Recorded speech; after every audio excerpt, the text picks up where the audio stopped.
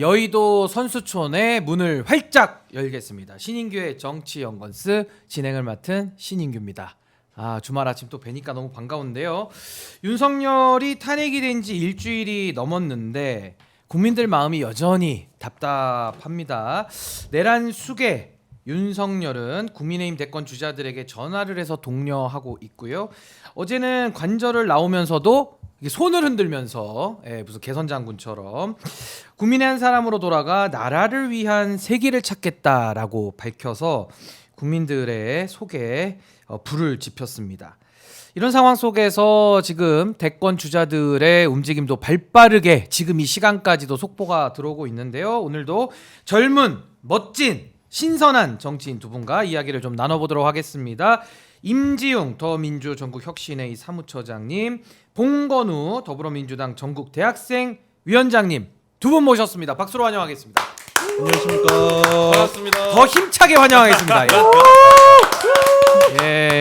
좀 오바를 했는데요. 네. 왜냐하면 저희가 시청률이 더 잘 나와야 되기 때문에 할 수 맞습니다. 있는 모든 노력, 예. 노력을 해도 안 되면 재능, 예. 재능도 없다 그러면 절실함. 예. 저는 절실함으로 지금 버텨오고 그러면 있거든요. 저도 절실함으로. 그렇죠. 반은 절실함입니다. 얼마만큼 절실합니까, 우리 봉 위원장님? 저는 오늘 방송을 위해서 방송을 준비하기 위해서 재미없는 소리인 것 같은데 방송을 준비하기 위해서 벚꽃을 한 번도 못 봤습니다. 벚꽃을 포기했다. 여의도 예. 바로 앞임에도 불구하고 이거 네. 1년에 한 번인데. 그러니까요. 예. 벚꽃을 절실했습니다. 포기하고 우리 임지웅 처장님은 얼마나 절실하시죠? 지금 벼랑 끝에 서 있죠, 저희 지금. 벼랑 끝에. 네. 아니 농담 아닙니다. 진짜 벼랑 끝에. 예, 진짜 벼랑 끝에 서 있습니다. 저 지금 진짜 위기감이 맴도는. 네. 이거 다음 주에 또 할 수 있을지 네. 없을지는 저는 오늘 파면되고- 이 시간 달려 있거든요. 네, 지난주 결방됐다는 소식 듣고서 드디어 없어지는 건가 네. 생각을 하고 저는 파면되고 두려움- 없어지는 줄 알았어요. 예. 또 저희가 또 항고해가지고 예. 살아왔습니다. 또 즉시항고가 또 예. 아니 뭐 저 같은 경우에 절실함을 좀 표현하자면 이게 뭐 웃을 일은 아닌데요. 네. 제가 지난주에 결혼식을 올렸습니다. 예, 축하드립니다. 예, 박수 한번 치고 가시죠. 감사합니다.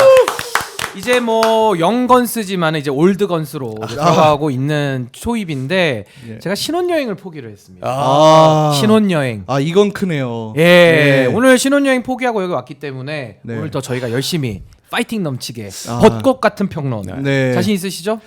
네, 당연하죠. 근데 갑자기 한쪽에서 갑자기 알수 있다 그러면 눈물이 막 갑자기 앞에 아니 예. 한쪽에서는 벚꽃을 포기했다 그랬는데 신혼여행을 포기하셨다 그러면 제가 너무 아닙니다, 좀- 아닙니다. 다 소중한 거기 때문에 그래서 이제 모 프로그램 이제 뉴스 앞차기도 있으니까 네. 저희는 옆차기, 네. 돌려차기, 돌려차기. 가위치기 네. 다 해가지고 오늘 한번 살려보도록 하겠습니다. 예. 자, 먼저 오늘 들어가기 앞서서 지금 속보가 네. 쏟아졌습니다. 네. 국민의힘의 유력 주자 네. 오세훈 서울시장이 대권 불출마 선언을 했습니다. 네. 이거 좀 충격적인 소식인데 그렇죠. 아니 우선은 지금 국민의힘의 경선 룰이 나왔고요. 네. 4명의 후보자를 추리는데 아주 유력했던 분이 오세훈 시장이거든요. 예, 근데 그렇죠. 이분이 안 나간다. 네. 요거부터 좀 이야기 나눠보겠습니다. 우리 네. 임지용 처장님, 오세훈 시장 불출마 어떻게 보셨습니까? 네, 국민의힘이 경선 룰이 1차 경선에서 국민 여론조사 100%로 사인을 선출하는 거잖아요. 네. 근데 정치 지도자 선호도 이런 여론조사 같은 걸 보면 오세훈 시장이 2% 벽을 도저히 못 넘고 있습니다. 1%, 2% 많아봤자 한 4% 정도 나오고 있는데 김문수라든가 한동훈, 홍준표, 예. 심지어는 이제 나경원까지 출마 선언을 하지 않았습니까? 어허. 나경원은 윤심은 자기에게 있다 네. 이렇게 주장을 하고 있고요. 그런 상황이기 때문에 그리고 또 사실 국민의힘 같은 경우에는 윤심을 따르지 않을 수가 없다. 아하. 지금 상황에서는 그런 상황이기 때문에 오세훈 시장의 포지션은 지금으로서는 굉장히 좁은 상태다. 예. 그 상태에서 출마를 했을 때 그리고 그 상황에서 직을 걸어야 되는 상황까지 올 때 오세훈 시장이 과연 직을 내려놓을 수 있을까? 어허. 지금 그런 고민까지 해보게 됩니다. 그렇기 때문에 예. 네, 출마를 포기하게 된 게 아닐까 예. 그렇게 예상해 보고 있습니다. 아니 지금 보여주시는 저 자료는 이제 지난주 여론조사고 네. 어제 갤럽 조사도 나왔고요. 제가 어제 거를 포함해서 오세훈 시장의 지난 2년의 지지율 추이를 좀 설명을 드리겠습니다. 네. 오세훈 시장의 전성기가 언제냐면 2022년 6월 달입니다. 당시에 10%까지 올라가면서 보수 주자에서는 1등으로 올라왔거든요. 네. 근데 갑자기 그 이후부터는요. 4%, 2%, 3% 쭉쭉쭉 떨어지더니 1%까지도 떨어진 적이 있습니다. 1%가 2024년 9월 넷째 주가 1%까지 떨어졌고요. 최근에 지난주까지만 해도 2% 그리고 이번 주 조사 갤럽 둘째 차 주 조사 4월 둘째 차 주 조사까지도 2%로 나오고 있습니다. 네. 포기했습니다. 우리 네. 위원장님 어떻게 보셨습니까? 그러니까 사실 이제 지금까지 지지율 추이 같은 것들도 굉장히 많은 참고가 됐을 것이고, 근데 그 지지율 추이가 왜 올라가지 않고 계속 떨어지고 있냐? 네. 어찌 보면 서울시장이라는 굉장히 매스컴에 비춰지기도 좋고, 또 이제 행정력을 발휘해서 본인의 무언가를 이용할 수 있는 그런 어떤, 그러면 안 되지만 또 예. 이제 그런 기능도 가지고 있지 않습니까? 근데 이제 보면 최근에 불거진 여러 가지 논란들로 인해서 일반적인 서민들 내지는 유권자들의 마음을 사기 어려웠던 부분들이 충분히 너무 많아졌습니다. 예. 이제 뭐 예를 들어서 대표적으로는 뭐 많은 국민의힘 후보들이 그러고 있지만 명태균 리스크도 너무 확실하고, 또 그리고 뭐 최근에 토지거래 허가제 관련한 이제 또 부자들만 네.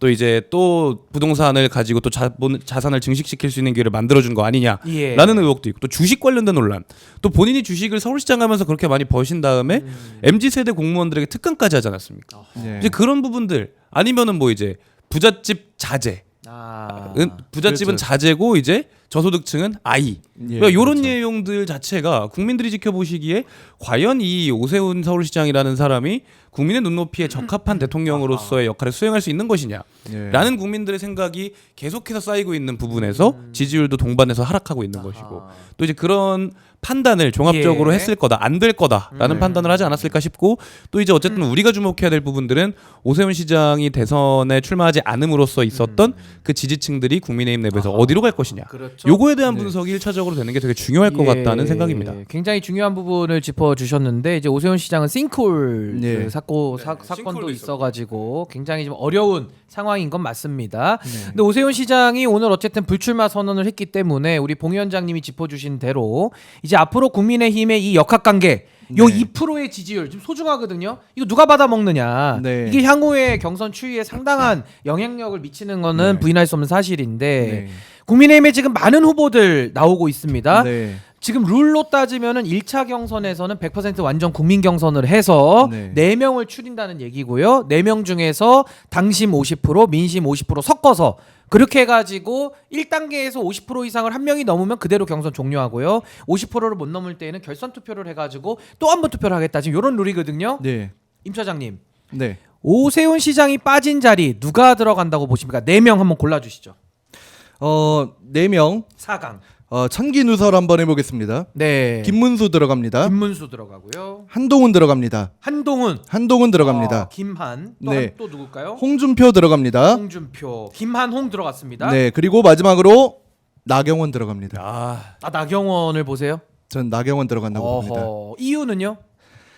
나경원 말한 사람이 없죠. 지금 사실 잠룡이라고 할 만한 나경원만 한 사람들이- 사람이 아니, 없다고요? 그러면 양양자원은 어떻습니까? 양양자원이요? 예, 양양자원도 지금 국힘으로 나가신다는데. 출마하신다고. 아니 지금 대선 네. 국힘에 가입을 했고. 네, 맞습니다. 가입이 아니죠. 네. 당원 가입. 당원 가입을 했죠. 아, 당원 예. 가입했고 대선 출마까지 했는데 뭐 그런 나경원 의원이다. 그런 군소 후보에 대해서는 전혀 논평할 가치가 없지 않을까. 어렵다. 어렵다는 그럼 거죠. 나경원 의원이 왜 네. 유력하다고 보세요? 4강에. 나경원 의원이 그동안 했었던 말들이 있잖아요. 음. 자기는 이제 윤심, 그러니까 말 그대로 윤심이죠. 예. 네. 그러니까 지금 국민의힘 같은 경우에는 제가 지난 방송에서도 말씀을 드렸었는데 본인들이 이길 수 없다는 거를 이미 알고 있습니다. 이미 알고 있기 때문에 그런 상황이라면 이길 사람이 아니라 우리가 정말 듣고 싶은 얘기, 우리가 마음에 드는 사람을 뽑자라는 걸로 갈 수밖에 없게 되는 거거든요. 이길 수 있는 후보를 선택한다라고 한다면 자신이 마음에 들지 않더라도 본인이 뽑게 되는 그런 경향들이 있습니다. 휩쓸리는 경향들이 있는데 지금 같은 경우에는 그렇지 않거든요. 예. 그렇기 때문에 나경원 같은 경우에서 그렇기 때문에 뭐 윤석열이 자기한테 뭐 대선 출마를 하라 했다느니 뭐 이런 식으로 이야기들을 하지 않습니까? 그러니까 그런 표들이 어찌 보면 김문수와 나경원에게 또 흘러갈 수도 있다. 나경원. 네. 우리 그러면은 우리 봉 위원장님은 누구 4명 한번 좀 읊어보시죠. 사실 저도 나경원 후보까지라고 생각을 했는데 이게 선수를 뺏겨 버려가지고 되게 애매한데요. 네, 저도 이렇게 생각합니다. 김문수, 한동훈, 홍준표, 나경원 후보까지. 아니, 나경원 생각인데. 후보가 그렇게 경쟁력이 있습니까? 요즘에 그러니까- 뭐 두각된 게 별로 없는데. 그러니까 저는 이제 경쟁력이라기보다는 예. 요거에 비춰보면 된다고 생각을 해요. 결과론적으로 파악을 해보면 윤석열이 파면되기 전에 어찌 보면 보수층 여론조사에서 우리가 이해할 수 없을 만큼 탄핵 반대에 대한 여론이 굉장히 높았었고 예. 또 어찌 보면 근데 그 이유 자체가 정말 많은 국민들이 그렇게 생각을 한다라기보다는 보수 지지층 내지는 극우 아스팔트 지지층이 결집을 했기 때문에 그런 결과가 나왔고 뭐 예. 전화를 받는 그 적극성 정도가 다르다라는 평들이 있었지 않습니까? 네. 저는 그런 방식으로 해서 아스팔트 지지층이 뭉치던 아니면 윤석열과 아직 남아있는 국민의힘 내부의 내란장당들이 뭉치던 예. 해서 어떻게든 나경원을 아하. 4위까지 올려서 아하. 소위 말하는 대선 전국에서 어. 계속해서 윤석열의 어떤 존재감을 부각시키고 예. 또 이재명 대표를 강하게 비판하거나 뭐 민주당 후보들을 강하게 비판하는 네. 그런 전략을 기본적으로 짜서 이제 네. 다음 지방선거나 총선을 노릴 것이다 예. 네. 라는 생각까지도 좀 확장이 되게 됩니다.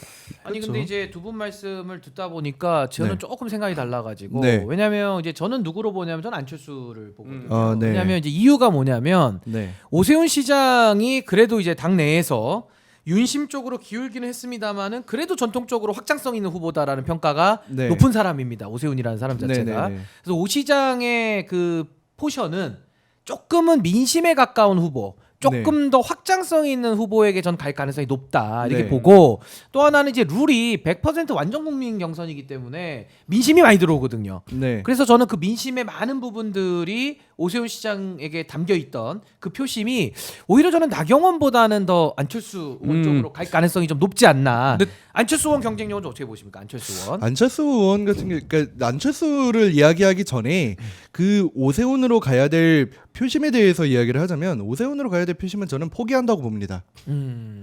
뽑을 사람이 없거든요. 예.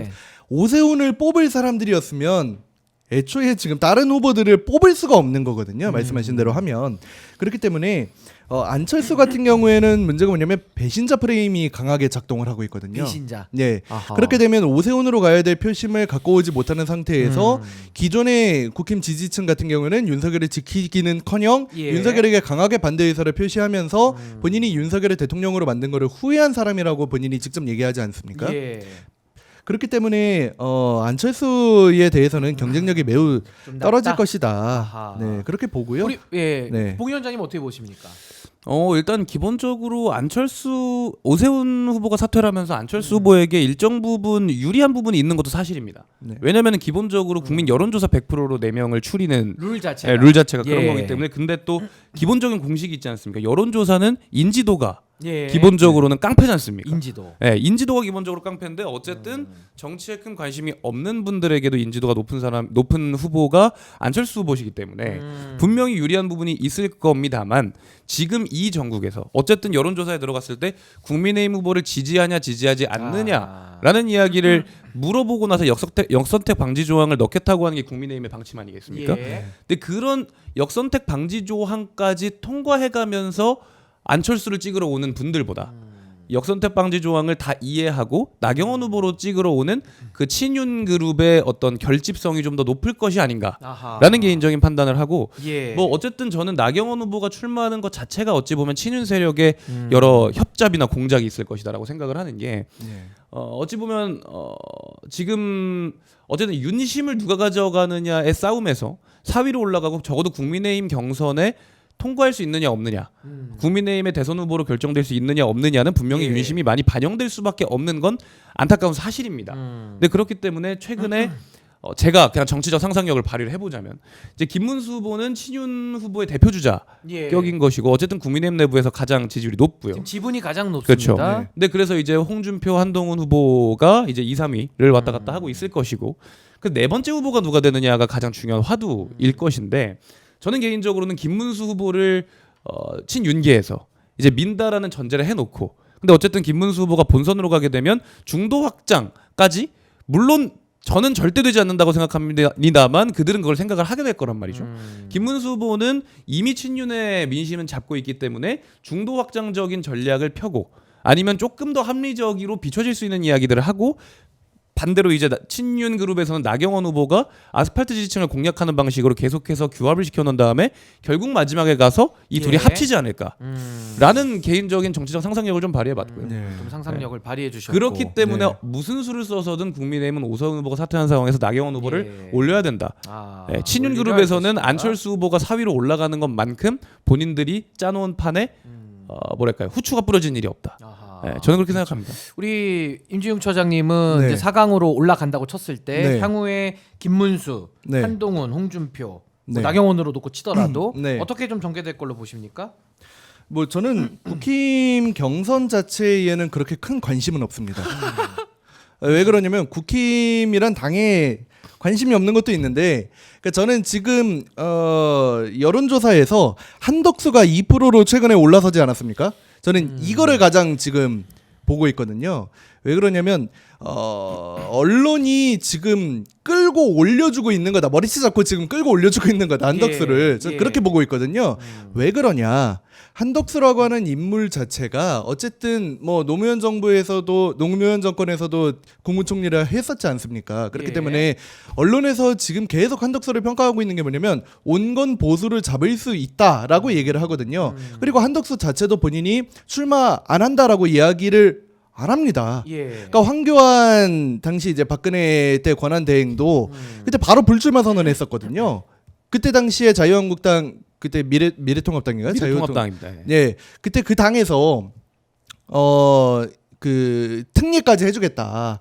일단은 들어오기만 하면 우리 후보 경선을 알아서 하고 예. 그 다음에 당신 들어와라. 이렇게까지 배려를 해줬는데도 자유한국당. 불출마 선언을 했었단 말이에요. 근데 이번에는 뭐 트럼프가 뭐 미 대선 전화해가지고 대선 출마하냐 마느냐 이거 흘린 거 한덕수 아니면 누구겠습니까? 예. 자가 발전이죠. 예, 자가 발전을 하고 있는 거거든요. 그리고 언론들이 이걸 받아 써주고 있는 상태고요. 그렇기 때문에 저는 개인적으로 저의 정치적 상상력은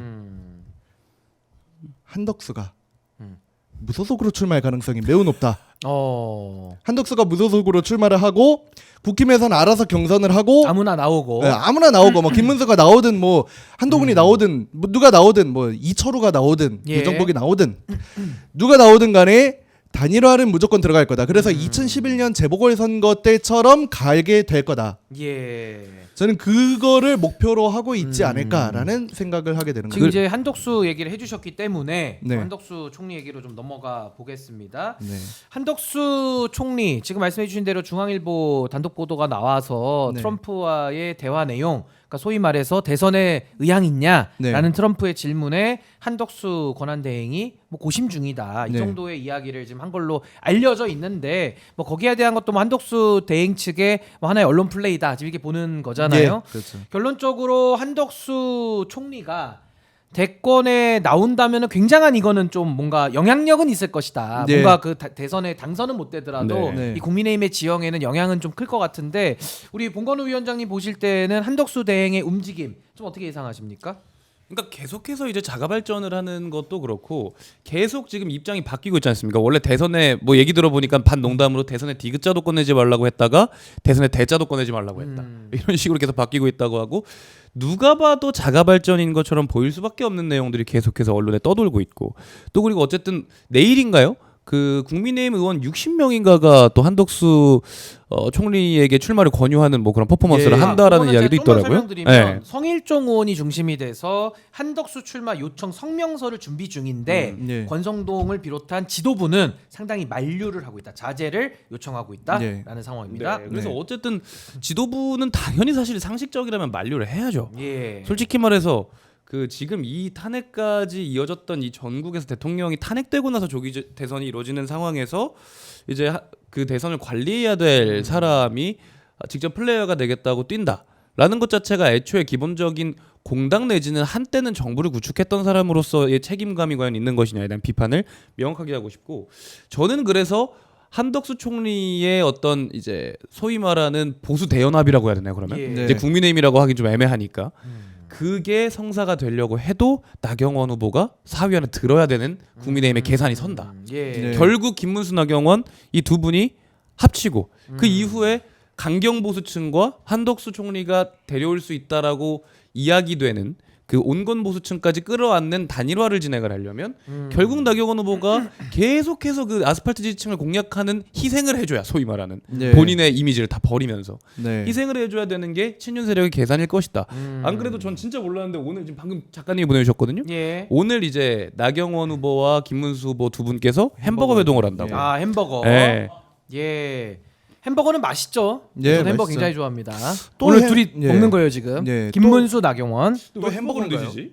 또 햄버거인가요? 예. 중앙대학 햄버거. 패스트푸드점에서 롯데리아는 아닌지 확인해봐야 됩니다. 이거. 네. 예. 카우버거 어떤 햄버거인지는 아닐지. 모르지만. 네. 예. 중앙대학교면 네. 이제 나경원 후보의 지역구죠. 나경원 네. 후보의 네. 지역구고. 예, 아니 그래서 지금 한덕수에 대해서는 지금 두 분 다 이렇게 좀 분석은 나름대로 해 주셨는데 지금 이 한덕수 총리가 대행 자격으로 있다 보니까 네. 사실은 자기 스스로 걸어 나오기는 좀 쉽지 않은 상황이고 명분이 없으니까요. 네. 그렇기 때문에 이건 이제 추측입니다만은 이번에 이완규라는 법제처장을 헌법재판관으로 지명을 했습니다. 물론 네. 이제 헌법적인 문제를 비롯해서 또 이완규 처장이 내란죄로 이제 피의자 이권에 피의자 있는 이권. 사람이라서 네. 여러 가지 지금 논란들이 나오고 있는데 네. 요 관련해 가지고 한덕수 대행이 일부러 탄핵을 좀 유도하기 위해서 민주당을 자극해서 네. 탄핵 좀 시켜줘. 그러면 탄핵이 보고됐을 때 본인이 사표 쓰고 나갈 수가 있거든요. 그런 식의 좀 탄압받는 서사를 짜기 위한 하나의 빌드업이다 이런 평가도 좀 있는데 우리 네. 임 처장님 한덕수 대행의 지명 법제처장 이완규 지명 어떻게 보셨습니까? 뭐 이완규는 뭐 다 아시겠지만 논란이 굉장히 많은 사람이잖아요. 그러니까 사법연수원 동기도 했었고 검찰총장 시절에 법률 대리인도 맡았었고 법제처장 맡았었고 그리고 대통령 안가위에서 또 회동한 사인 중에 한 명이지 않습니까? 그 이후에 핸드폰도 여러 번 바꿨었고요. 그러니까 그런 굉장히 문제 많은 인물을 헌법재판관으로 임명했다는 것 자체가 본인이 나 2차 내란 하겠습니다 하고 손을 든 거랑 다를 바 없단 말이죠. 예. 그런 상황인 거고요. 그리고 사실은 민주당 입장에서는 뾰족한 수가 없거든요. 이거를 막을 방법이 없습니다. 그렇기 때문에 뭐 또다시 이제 뭐 언론이라든가 이런 데서는 사설을 통해서 한덕수를 또다시 탄핵을 해야 된다 이렇게 얘기를 하고 있는데 예. 지금 뭐 대선 관리라든가 이런 측면에서 한덕수를 탄핵하는 것도 현실적으로 쉽지는 않을 것 같다. 초선 의원들 같은 경우에는 한덕수 다시 재탄핵해야 된다라고 이야기는 하고 있는데 예. 지금까지 아직까지 지금 이루어지지 않는 걸로 봐서는 좀 늦어지고 있는 것 같아 보이고요. 논의가 아마 이어지지는 않을 것 같다. 아하. 그렇게 생각을 하고 있습니다. 그럼 우리 봉 위원장님은 한덕수의 대행의 그 월권적인 지명과 또 그 이후에 뭐 탄핵 움직임 이거 좀 어떻게 평가하십니까? 그러니까 저는 개인적으로는 변호사님이 방금 말씀하셨던 것처럼 그 탄압받는 모양새를 만들기 위해서 일부러 이완규를 지명했다라는 얘기는 사실 조금 그들이 그리고 있는 그림을 여러 추측을 바탕으로 그 기준을 짜놓고 고민을 해보면 저는 요거까지는 아닌 것 같다라는 생각이 사실 드는 게 예. 한덕수 총리가 가지고 있다라고 생각하는 내지는 언론에서 이야기하는 그런 자산들 아까 얘기했던 것처럼 온건 보수층을 끌어안을 수 있다 내지는 노무현 정권의 국무총리였기 때문에 일정 부분 그거에 대한 어떤 이미지를 가지고 계신 분들이 많다 뭐 예. 이런 내용들이었는데 이번에 지명된 이완규 후보자 같은 경우는 많은 국민들이 분노하시는 핵심적인 지점 뭐 내란의 피의자이기도 하고 뭐 파면된 윤석열의 사법연수원 동기와 법제처장이기도 했습니다만 무엇보다도 이미지적으로 시각적으로 가장 많이 드러나는 건 과거 노무현 대통령이 검사와야 대학 때 이제 노무현 대통령에게 무리하게 굴었던 그 검사 중에 한 명이라는 당시 거죠. 이완규 검사가 배석을 했었죠. 예, 맞습니다. 예, 근데 예. 이제 그런 이미지가 이렇게 많이 소비되고 언론에 돌 거라는 걸 절대 모르지 않았을 텐데 이제 온건 보수 이미지와 노무현 정부의 총리였던 그 이미지를 가져가면서 온건 보수를 잡아야 하는 한덕수 총리의 입장에서는 과연 그런 이미지를 가지고 있는 헌법재판관 후보자를 임명하는 것이 정치적으로 이득이었겠느냐? 전 솔직히 이거는 조금 애매한 부분이 있다고 생각을 하고 이득이 안 되는데 그럼 왜 지명을 한 걸로 보십니까? 그러니까 저는 오히려 국민의힘과 한덕수 총리가 이제 한덕수 총리는 뭐 대권에 나온다는 이야기를 하고 있지만 저는 이제 그분의 연령이나 이런 걸 봤을 때 현실적으로 어려운 부분이 많지 않나 이제 쉬셔야 하지 않나라는 76세죠. 생각이기도 하고요. 예. 무엇보다도 그걸 비춰봤을 때 한덕수 총리 이제 더 이상 정치에 대한 욕심이나 이런 것들이 없을 확률이 합리적 추론상 높다고 생각되기 때문에 네. 이제 국민의힘과 한덕수 총리는 마지막 위헌정당 심판을 준비하는 것이 아니냐. 라는 개인적으로 생각입니다. 정당 해산까지도 바라보고 있는 것이 아니냐. 왜냐하면 나중에 민주당이 정권을 잡고 그러니까 정당 해산을 막기 위한 예. 방법이다. 결국 그렇게 설명하면 마지막에 되겠죠? 민주당이 가지고 있는 의석수를 바탕으로 내란을 일으킨 국민의힘이라는 정당에 대한 어쨌든 위헌을 명백하게 저질렀고 예. 헌법재판소가 그걸 인정했고 그 내란 수괴는 국민의힘이라는 정당에서 경선을 거쳐서 후보 이름을 달고 대통령이 된 사람 아니겠습니까? 예. 이제 그런 상황에서 민주당이 국민의힘이라는 정당을 위헌 정당으로 해산 심판을 청구할 수 있는 여지도 분명히 있고 분명히 일각에서는 그런 요구도 나오고 있는 걸로 저는 알고 예. 있거든요. 그런 경우에 어쨌든 뭐 지금 윤석열이 임명한 헌법재판관 뭐 아니면 보수 성향을 가진 헌법재판관 다 있다는 평들이 있었습니다만 예. 그래도 대통령 파면이 만장일치 파면의 결과를 가났던 것을 국민의힘과 지지층들이 봤기 때문에 예. 이 위헌 정당 심판 적어도 해산은 되지 말자. 마지막 벼랑 끝에서 내놓은 마지막 발악일 수도 있다. 마지막 발악이다. 네, 저는 이런 생각입니다. 그 한덕수 대행의 지금 사실은 이완규, 함상훈 두 헌법재판관을 지명한 행위는 네. 사실은 권한이 없는 행위이기 때문에 그렇죠. 뭐 원천 무효고 사실 여기에 대해서 그럼 어떻게 막을 것이냐 여러 네. 아이디어들이 나오고 있거든요. 지금 헌법소원을 제기하신 분들이 헌법소원과 또 가처분을 제기를 했고 네. 또 어제는 국회에서도 권한쟁의와 함께 또 가처분을 이제 제기를 했는데 네. 상당히 좀 헌법재판소 좀 빠르게 검토는 하고 있는 모양새입니다. 우리 네. 임지웅 처장님 보실 때는 네. 요거 이완규 네. 지명 저지될 수 있다. 어떻게 보십니까? 현실적으로 좀 쉽지는 않지 않을까. 그러니까 저는 헌재라든가 뭐 다른 데의 그것보다도 저는 공수처에 좀 큰 기대를 걸고 있거든요. 공수처. 예. 예. 공수처가 이완규는 피의자다라고 공식적으로 발표하지 않았습니까? 예. 경찰에서. 경찰에서. 경찰에서. 진짜로. 예. 경찰과 이제 공수처에서 수사를 나서고 있는 상황인 건데, 그러니까 저는 거기서 어떤 결과물이 최대한 빠르게 나와줘야 된다 생각을 예. 하거든요. 그러니까 지금 이들이 노리고 있는 거는 그러니까 이렇게 알박기를 하고 헌법재판관으로 임명을 함으로써 어쨌든 간에 내란에 대한 국민의 기억들을 좀 퇴색시키는 것이 그들의 목표다. 사실은 좀 파면이 되기는 했습니다만은 12월 3일 그 내란 그 전후에 대한 뭐랄까요? 그 기억들이 좀 많이 퇴색되어 있는 것도 현실적인 사실입니다. 특히 예. 대선 국면으로 들어가게 되면 이재명이냐 아니냐 이걸 갖고서 또 논쟁에 들어갈 거기 때문에 그렇게 되면 이재명 중심으로 이 뭐랄까 이 여론이 움직이게 될 겁니다. 예. 그렇게 되면 뭐 그 내란 당시에 뭐 어디서 누가 뭘 했냐 이런 것들은 솔직히 얘기하면 그때 기억들은 굉장히 퇴색될 수밖에 없는 상황이거든요.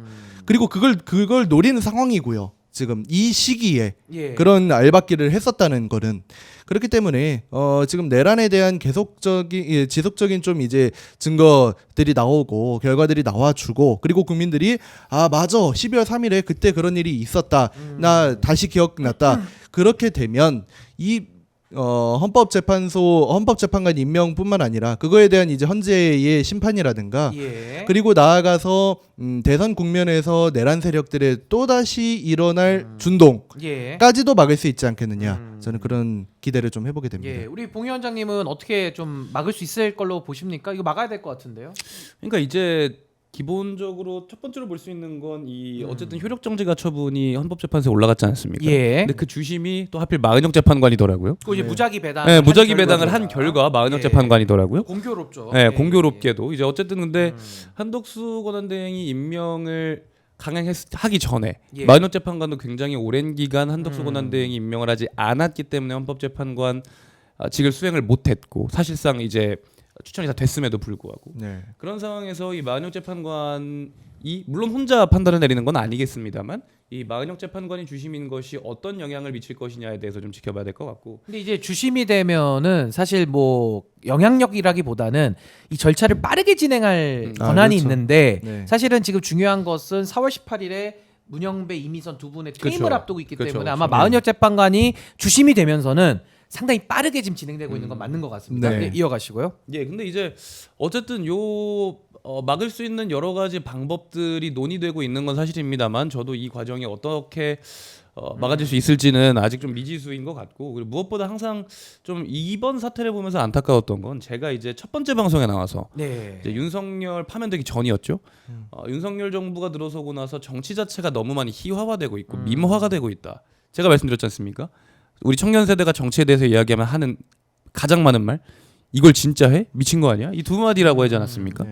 근데 이제 헌법재판소마저도 그렇게 만들고 있다. 예. 윤석열의 잔당들이 아하. 이런 안타까움이 솔직히 많이 들고 예. 그 이완규 법제처장이라는 분이 내란 혐의의 피의자가 돼 있는데 헌법재판소에 들어가서 판결을 하고 있는 모습을 국민들이나 외신들이 보면 어떤 생각이 들겠습니까?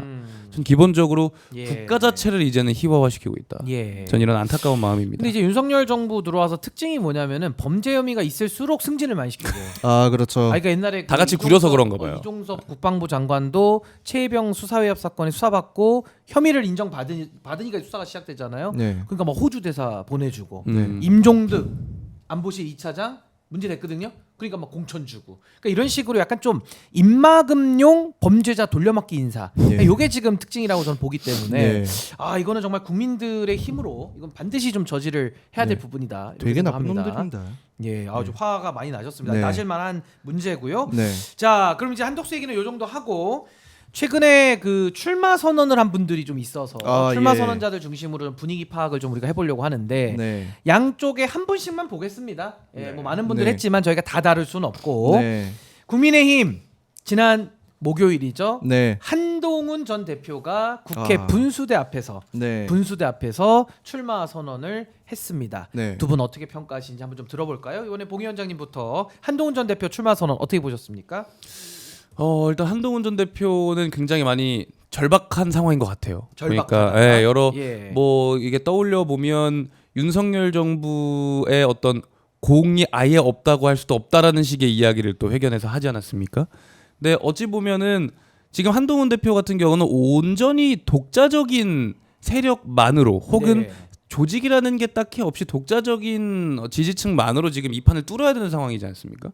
사실 친윤 지지층에게는 배신자 프레임이 씌어 있고 또 아니면 친윤이 아니라 온건한 지지층에게는 윤석열이랑 똑같은 놈 아니냐라는 프레임이 씌어 있고 이 난관을 어떻게 헤쳐나갈지에 대한 고민 끝에 나온 게 그런 망발이다. 예. 라고 이제 생각을 하고 좀 합리적인 생각을 기대하고 봤던 많은 분들이 이제 한동훈 전 대표에게 한동훈 후보에게 실망할 수밖에 없는 회견이 아니었나. 근데 사람은 많이 오셨더라고요. 일부러 이렇게 많이 끌어모은 건지 왔습니까? 모르겠습니다만. 예. 네. 근데 어쨌든 오세훈 시장 아까 얘기했던 것처럼 오세훈 시장께서 불출마를 선언하고 나서 또 뭐 안철수 후보냐 나경원 후보냐 이야기했지만 결국 또 한동훈 후보에게 돌아갈 표들도 분명히 있을 거기 때문에 네. 이 표들이 어디로 움직일 것이냐에 대해서 또 지켜보는 게 맞지 않을까. 제가 봤을 때는 한동훈 후보 같은 경우도 득을 보는 사람 중에 하나지 않을까라는 생각이고. 아니 그럼 후보가 될 가능성 좀 있다고 보세요? 어떻게 저는 평가하십니까? 있다고는 봅니다. 한동훈 전 대표. 네, 저는 가능성 있어요? 네, 가능성 좀 있다고 봅니다. 한동훈 그래요? 대표가. 네. 오. 어쨌든 오세훈 후보가 사퇴를 하셨기 때문에 예. 그 이후에 보이는 소위 말하면 그래요? 친윤 아니 그러니까 친윤 아니면 반윤 예. 이 프레임 둘 중에 하나를 뚫을 수 있는 중도 표가 더 늘어났다. 예. 라는 생각이고 사실 지금 국민의힘에 반윤이라는 사람이 누가 있을지 모르겠지만 이제 유일한 게 한동훈 후보가 되지 않았습니까? 아하. 어찌 보면 홍준표 후보도 예. 홍준표 대구시장 같은 경우도 계속해서 어떤 탄핵 정국에서 탄핵에 반대한다던가 윤석열을 지지하는 목소리들을 꾸준히 내오는 것처럼 비춰졌던 게 사실이고 사실 어찌 보면 한동훈 대표 때부터 홍준표 대구시장과는 좀 이제 대립을 하지 않았겠습니까? 예. 이제 그렇기 때문에 어쨌든 오세훈 후보가 사퇴하면서 아까는 얘기하지 못했지만 가장 큰 덕을 보는 건 한덕수 후보일 거예요. 한동훈 후보일 거기 때문에 예. 이 부분은 지켜봐야 될 것이다. 반사 이익을 네. 한동훈 대표가 볼 것이다. 네. 그렇게 우리 임지용 처장님은 한동훈 전 대표의 출마 기자회견 네. 분수대 앞에서 어떻게 보셨습니까? 오늘 그때 당시에 출마 선언하는 영상을 제가 유튜브 라이브로 봤거든요. 지지자들 참 못됐더라고요. 지지자들이요? 예. 한동훈 예. 후보한테 왕뚜껑을 선물해주는 선물을 줬어요? 왕뚜껑을 받았다. 왕뚜껑 아하. 컵라면을 선물로 주더라고요. 근데 그게 라면 제품이 뭐 다 맛있는데 네. 저는 굉장히 좋아합니다 왕뚜껑을. 네. 왜냐면 그게 그릇에 이렇게 후 불어가지고 그쵸. 먹기가 네. 편하거든요. 요새 킹 뚜껑도 맛있습니다. 조금 매운 거. 예. 예. 갑자기 배고픈데. 예, 이어가시고. 뭐 예. 조금 더 비싼 예. 걸로 사주지 대선 출마하는데 선물을 좀 너무 싼 걸 줬다. 네 그런 예. 의미고요. 봉지라면 이렇게 한 박스 줘야 된다 이런 의미고요. 왕뚜껑이 예. 웬 말입니까? 왕뚜껑이.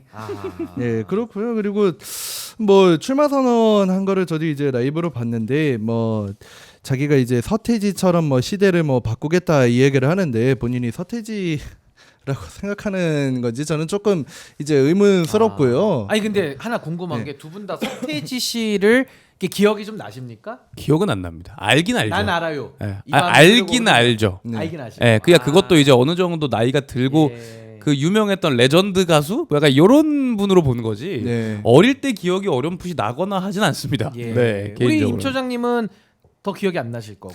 예, 뭐 저는 기억은 예. 안 나고요. 저는 이제 노래 이런 거 듣고 막 관련돼서 글 쓰고 하는 걸 좋아해가지고 아. 그런 그러니까 역사적 사료로 이렇게 아시는 예, 거고. 뭐 그런 역사적 사료라기보다는 제 기억의 첫 번째 한국 근현대사. 예, 아니 뭐 근현대사로. 예. 제 기억 속 첫 번째 연예인은 소녀시대였습니다. 아 소녀시. 네. 소시. 아. 다시 네. 만난 세계. 2008년 아, 네. 그때가 이제 응원봉. K-팝 1세대라고 하나요? 예. 2세대라고 아. 하나요? 이제 그분들이 엄청나게 떴을 예. 때가 제가 초등학생 네. 때였는데. 네. 그때가 아니 그래서 이제 기억이 그만큼 납니다. 좀 이렇게 소위 말해서 좀 세대 차이도 좀 난다. 이제 이런 네. 얘기를 좀 하시는 건데. 네. 아니 그럼 한동훈 대표 네. 가능성 얼마만큼 보세요? 단일 후보 될 수 있습니까 없습니까? 뭐 본인이 가장 강점으로 꼽는 얘기들 내지는 본인의 어필 포인트를 확실하게 좀 봐야 될 것 같은데 그때 당시 이제 한동훈 후보가 얘기하는 게 뭐냐면 예. 이재명 후보 같은 경우에는 숲에 숨었다. 근데 자기는 계엄을 막았다. 그렇기 때문에 이재명하고 맞설 수가 있다라고 이야기를 하거든요. 12월 3일에 제가 한동훈 옆에 있었습니다. 제가 아. 여의도에 오. 있었거든요. 예. 여의도에 한동훈 대표랑 같이 있었어요 옆에?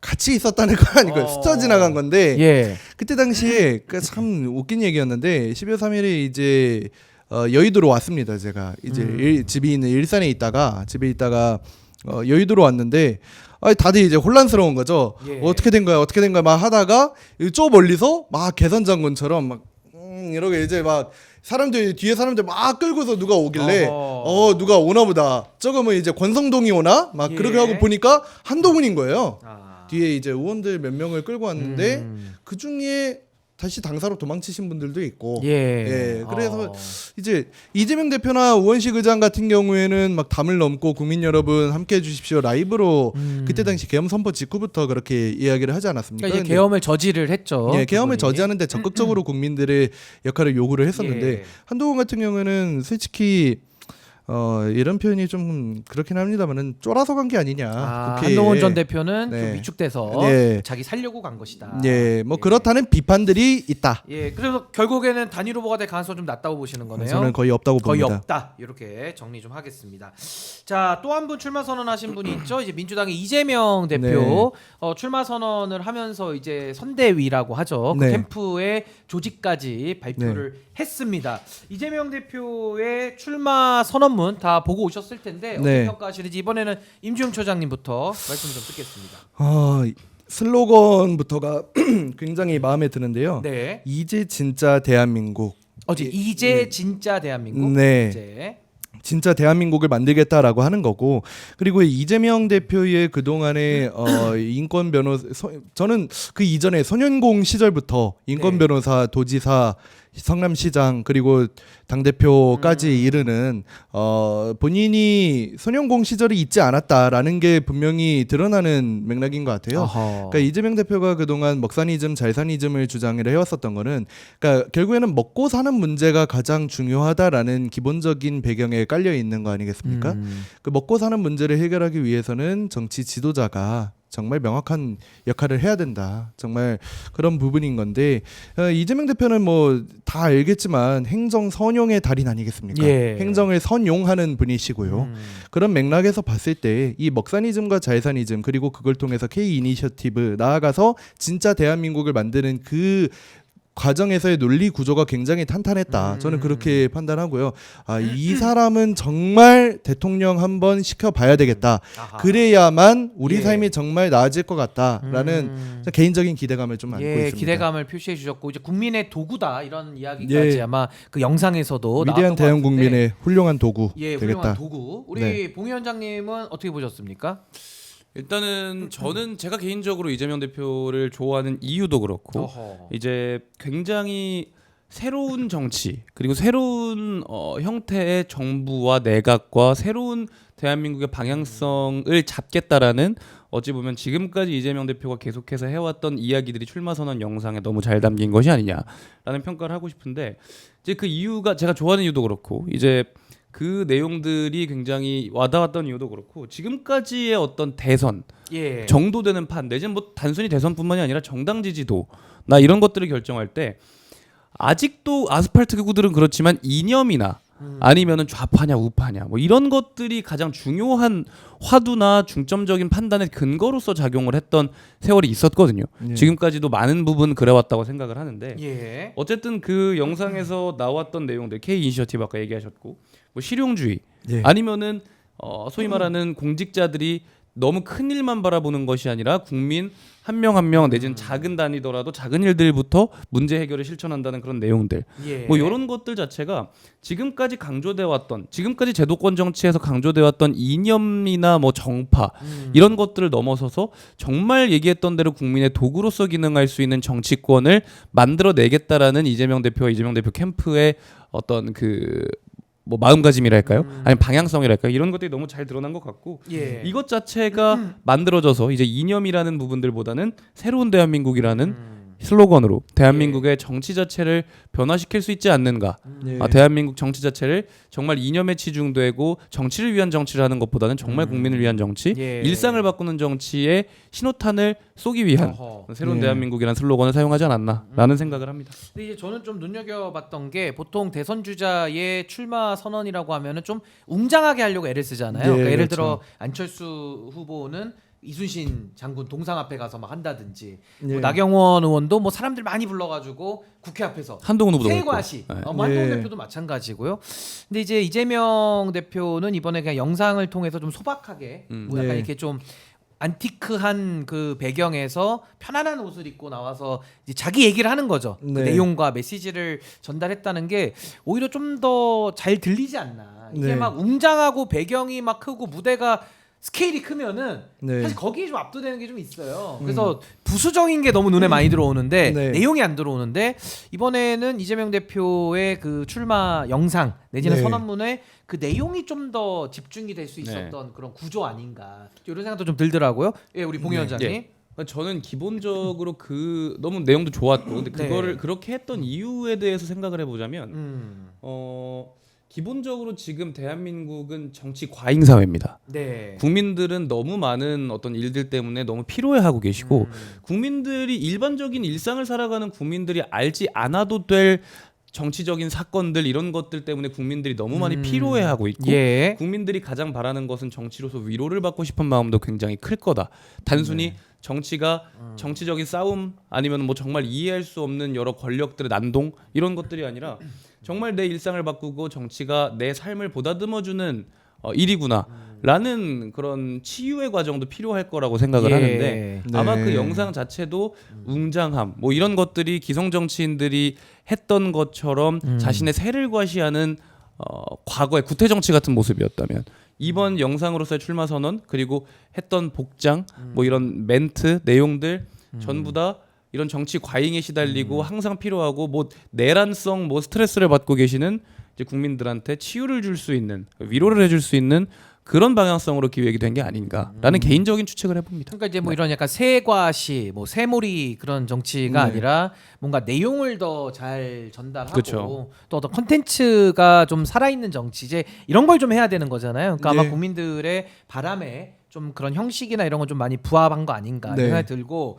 하나만 더 소개를 해드리면요, 우리 오마이북에서 출판이 된 건데 네. 이재명 대표의 신간이죠. 결국 네. 국민이 합니다라는 제목의 책이 나왔습니다. 11일 교보문고에 따르면요. 네. 이재명 대표의 이제 전 대표죠. 이 전 대표의 신간 결국 국민이 합니다. 오마이북에서 출판을 했는데요. 예약 판매를 시작한 지 일간 주간 베스트셀러 1위 10일 기준입니다. 올라왔고요. 네. 예스24에서도 같은 날 종합 베스트셀러 9위, 실시간 베스트셀러 1위를 기록을 했습니다. 책에는 지난해 12.3 불법 개헌부터 윤석열 전 대통령 탄핵소추안 가결, 헌법재판소 파면까지 이어지는 최신 이슈와 더불어서 소년공 출신이었던 이 전 대표의 인생사, 굴곡 많은 정치 역정이 담겨 있다고 하니까요. 네. 많은 분들 구매를 좀 한 번씩 해보시면 좋을 것 같습니다.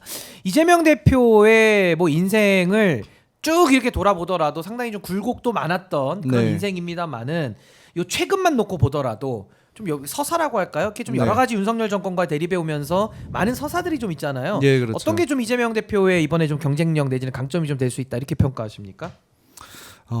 그렇게 되면 저희도 홍보를 하나 할 수밖에 없는데 하나 홍보 하나 하시죠. 해도 네. 괜찮겠습니까? 하시죠. 저희 더민주 전국 혁신회의에서 네.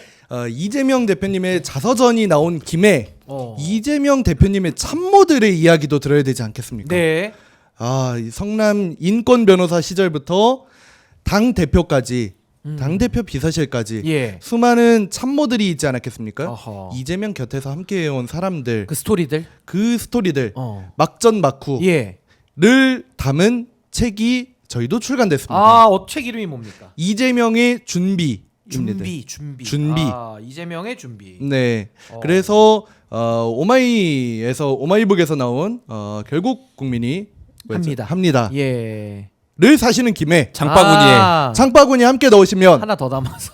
왜 이재명의 준비. 그러냐? 예. 그 두 권을 합치면 아. 딱 4만 원이 나옵니다. 아하. 포인트도 쌓여요. 포인트도 쌓입니다. 오, 네. 좋습니다. 그러니까 책 살 준비를 하라는 거죠? 예. 뒤에서 함께 이재명의 같이 준비. 보면 된다. 그렇게 이거 뭐 사진이나 좀 띄워주세요. 민망해하는 것 같은데. 교보문고라도 좀 띄워주시면 좋을 것 같고요. 교보문고라도 좀. 뭐 다시 얘기로 돌아와서 대표님의 가장 큰 강점이라고 생각을 하면 결국에는 국민과 함께 한다. 그리고 국민과 함께 승리한다라고 하는 거거든요. 그러니까 이를테면 그런 게 있습니다. 정치인들 중에 저희가 뭐 결국에는 윤석열 탄핵 우리가 약속을 지켰다 이렇게 주장하시는 분들도 계셔요. 저희 정치인들이 약속을 지킨 게 아니라 예. 시민들이 광장에서 그리고 한남동에서 남태령에서 국회 앞에서 윤석열 12.3 내란을 막아냈고 그리고 그 파면과 체포와 구속과 그런 것들을 다 함께 현장에서 밤새 눈비 맞아가면서 함께 서 주셨기 때문에 예. 함께 이뤄낸 승리였던 거거든요. 이재명 대표의 강점은 그 국민들의 열망과 그리고 그 국민들의 희생을 잊지 않는다. 예. 결코 잊지 않는다. 그리고 그 국민을 위해서 철저하게 헌신하고 복종할 준비가 되어 있는 사람이다. 그래서 예. 이번 이재명 대표의 출마 선언 영상도 저는 같은 맥락이라고 보고 있는데요. 그러니까 나경원이라든가 한동훈 저는 이제 그거를 현장에서도 봤습니다. 제가 국회에 있었는데 보면 태극기 크게 걸어놓고 청년들 뒤에 병풍 깔아놓고서 거기서 막 제가 출마해서 뭐 이거 하겠습니다, 저거 하겠습니다, 이재명 이기겠습니다 이런 얘기를 한단 말이에요. 거기에 포인트는 본인인 거예요. 예. 모든 다른 것들을 액세서리 병풍 취급을 하면서 도구로 쓰는 거죠. 도구로 사용을 하면서 본인만을 집중시키는 그런 모양새로 가고 있는 거죠. 국민들을 도구 취급하고 있는 겁니다. 근데 사실은 정치인이 도구인데 그죠? 네, 정치인이 도구인 거죠. 도구가 돼야 되는데. 본인이 도구가 되겠다는 말 한마디도 한 적 없습니다. 한동훈이나 나경원 예. 기타 후보 출마 선언했을 때 그냥 이길 수 있는 사람이다 정도로만 본인의 강점을 어필하는 거 정도였는데요. 예. 그러니까 이재명 대표의 출마 선언 영상은 저는 보고서 굉장히 감동받았었던 게 뭐냐면, 그러니까 본인이 그런 것들을 그런 액세서리로 취급할 수 있는 그런 도구들을 전혀 예. 모두 배제했다는 거죠. 그러니까 그러면서 굉장히 소탈한 방식으로 예. 국민들에게 본인의 비전을 설명했다는 점에서 저는 굉장히 좀 그런 게 감동으로 다가왔다. 정말 국민을 위하는 리더이자 그리고 예. 또 위대한 대한국민의 또 훌륭한 도구가 될 수 있겠다 하는 예. 기대감까지 갖게 됩니다. 예, 알겠습니다.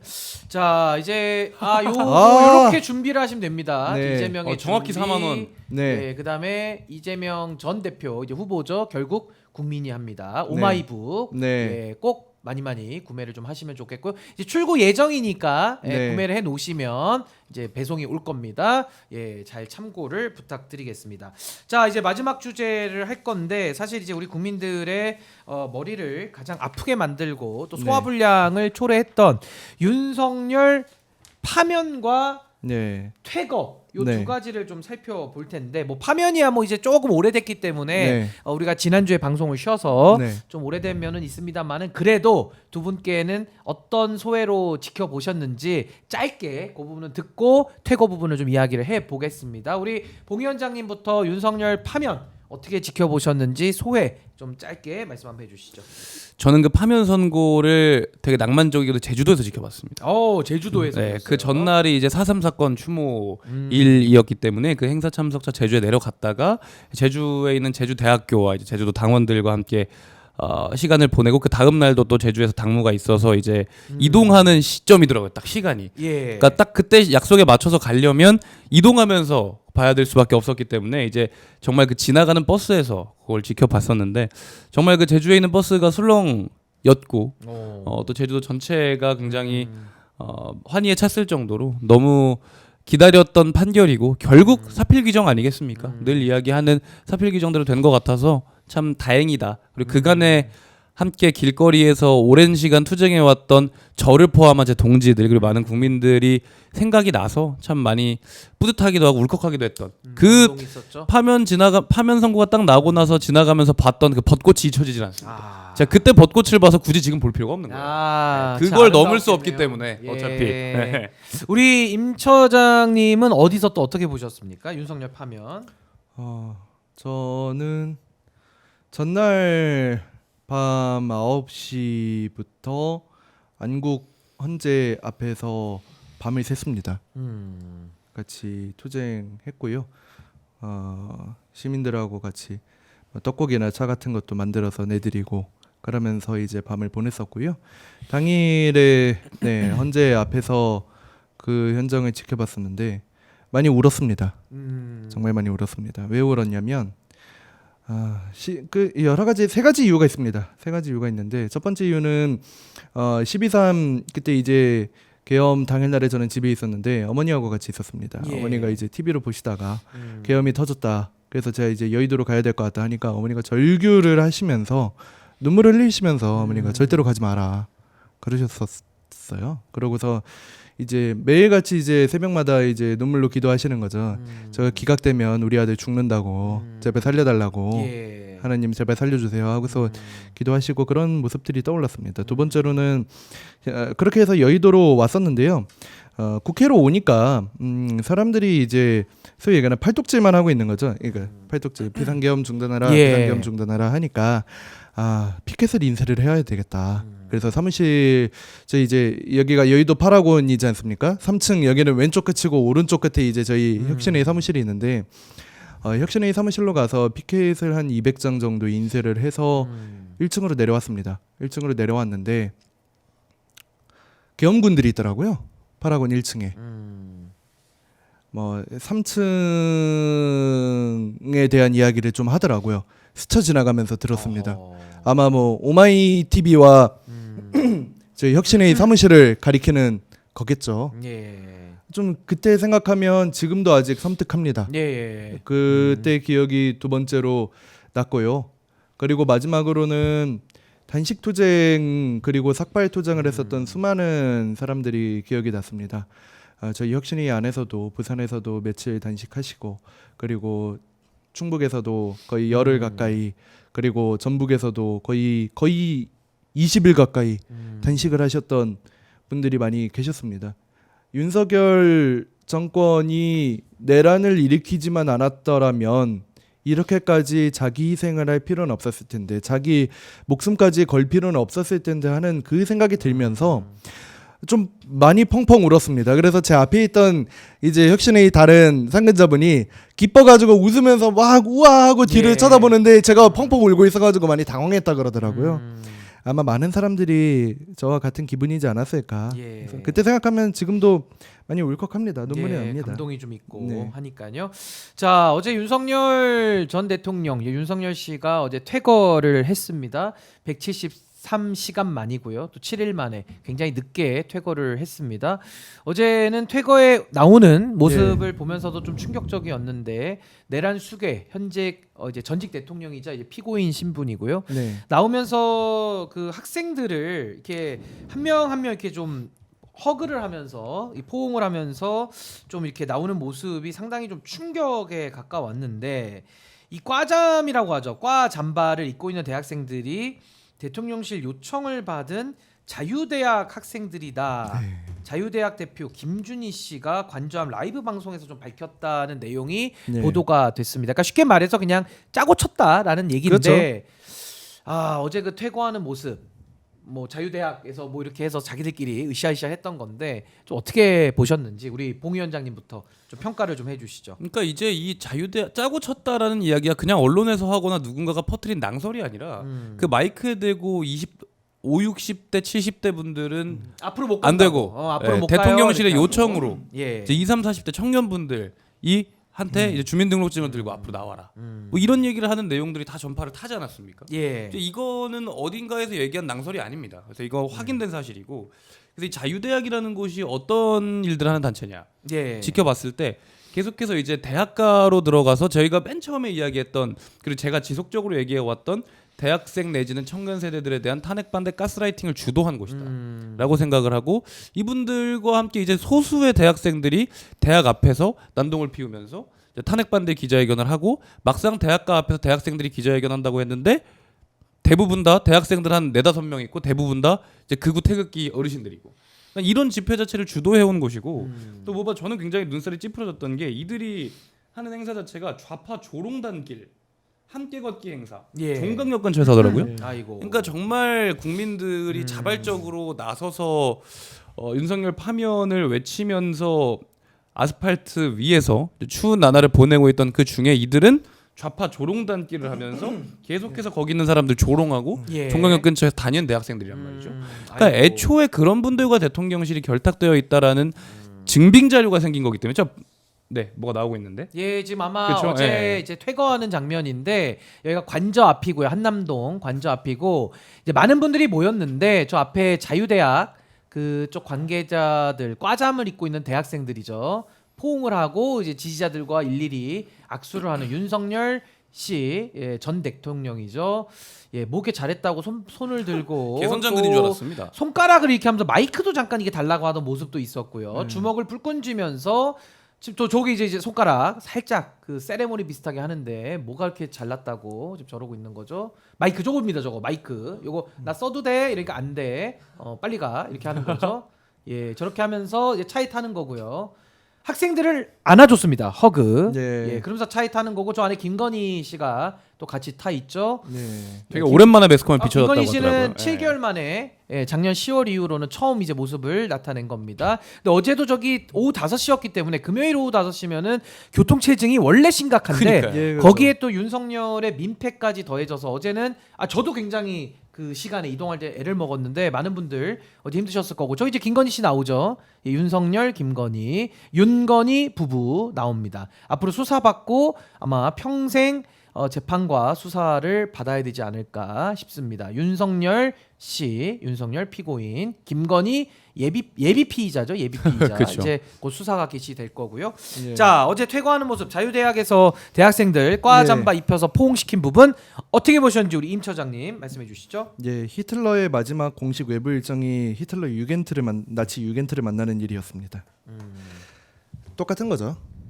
똑같다. 본인이 죽기 직전에 이 청소년 전위대 애들 만난 것처럼 히틀러가 본인도 이제 감옥에서 죽기 이전에 마지막으로 만난 게 대학생들인 거다 그렇게 보고 있고요. 좀 보고서 참 좀 그랬습니다. 그러니까 그때 날씨가 또 덥거든요. 과잠 입을 날씨가 아닙니다. 예. 과잠 입을 날씨가 아닌데 과잠 입고 와서 애들 울고 불고 윤석열은 개선 장군처럼 나타나서 인사하고 세레모니 이런, 비슷하게. 예, 세레모니 비슷하게 하고 예.